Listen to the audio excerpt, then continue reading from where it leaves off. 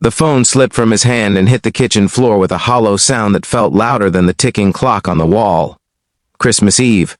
Snow pressing against the window like a cold reminder, and one sentence still echoing in his ears: his position was terminated, effective immediately. After 15 years of loyalty, overtime, missed school plays, and silent sacrifices, it had ended in a 2-minute call. For a long moment, Mark Dawson stood there frozen, staring at nothing, feeling everything collapse at once. The rent overdue, the fridge almost empty, the small bedroom down the hall where his 8-year-old son slept, believing Santa would come tonight, fired on Christmas Eve. It felt less like bad luck and more like a deliberate cruelty from the universe. Before the story pulls you deeper, take a moment to pause. If you believe in kindness, second chances, and the quiet miracles that can change a life, please like this video, share it with someone who might need hope today, leave a comment, and subscribe to the channel. Your support helps stories like this reach hearts that need them most. Mark had always been the dependable one, the man who showed up early and stayed late without complaint. After his wife passed away 4 years earlier from a sudden illness, he became both father and mother overnight. Grief had carved deep lines into his face, but responsibility kept him moving. He learned how to braid hair by watching shaky tutorials at night, how to stretch groceries until payday, how to smile when his heart felt permanently bruised. Work was the one place where he felt useful, stable.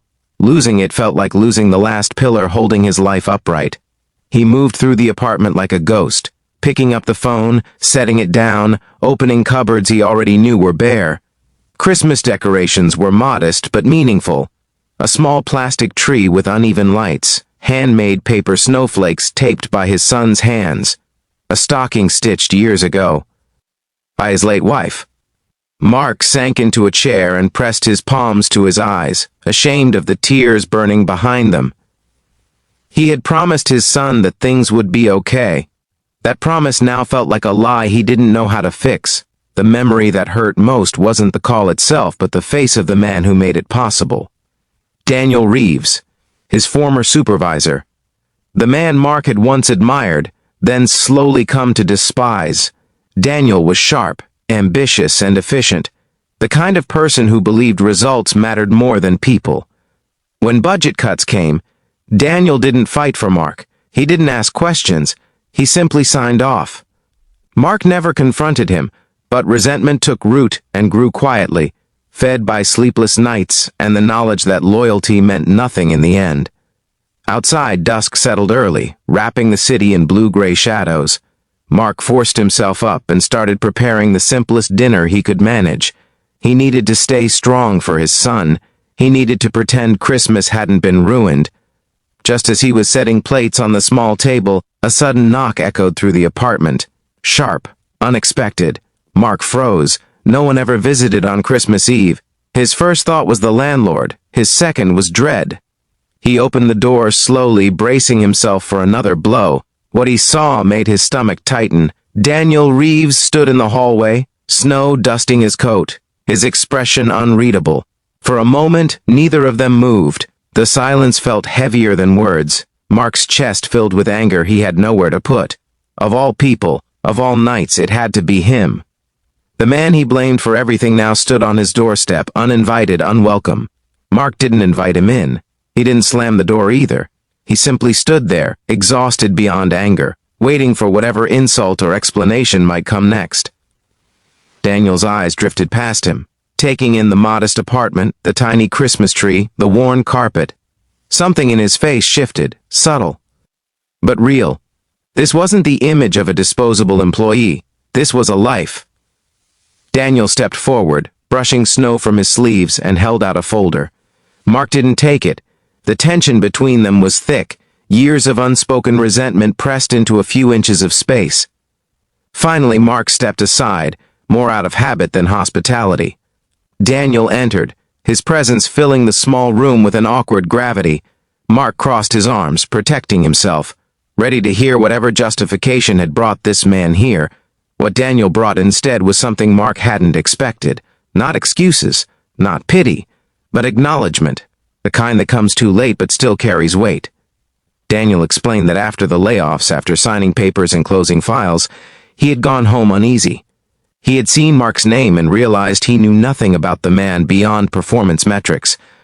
A chance conversation with HR revealed Mark's situation as a single father, a widower, a man barely holding things together. That knowledge settled heavily, refusing to be ignored. Daniel spoke of his own past, something he rarely shared. Years ago, his father had lost everything the same way, right before the holidays, and pride kept him from asking for help. The consequences had been permanent, painful. Standing there now, Daniel admitted that firing Mark had felt efficient at the time, necessary, but not right. And guilt had a way of showing up when everything else grew quiet. Mark listened, conflicted. Part of him wanted to shut the door, to protect his wounded pride. Another part was too tired to hold on to hate. Daniel placed the folder on the table and explained that he had spent the entire day making calls, pulling favors, owning mistakes.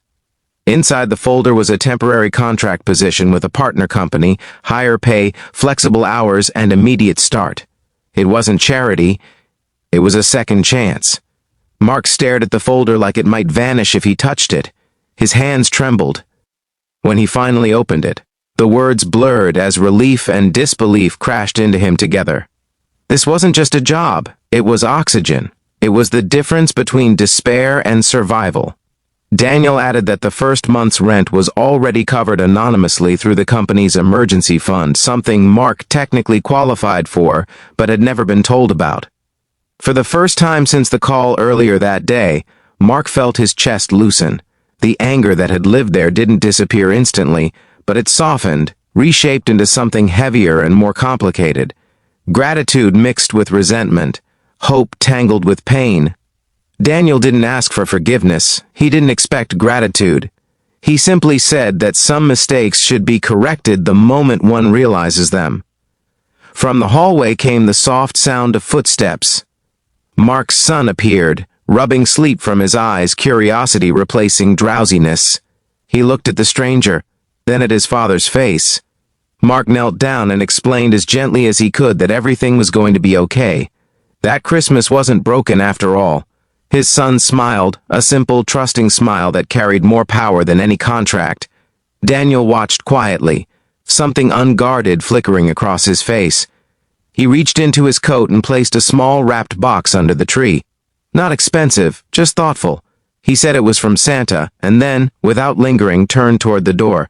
The moment passed without ceremony. Snow rushed in as the door opened, then silence again. After Daniel left, Mark sat alone at the table, the folder in front of him, the tree lights glowing softly. The apartment felt warmer somehow, fuller. He thought about how easily bitterness could have robbed him of this moment, how close he had been to closing the door on help simply because it came from someone he hated. Life rarely delivered miracles the way people expected. Sometimes they arrived wearing the face of resentment.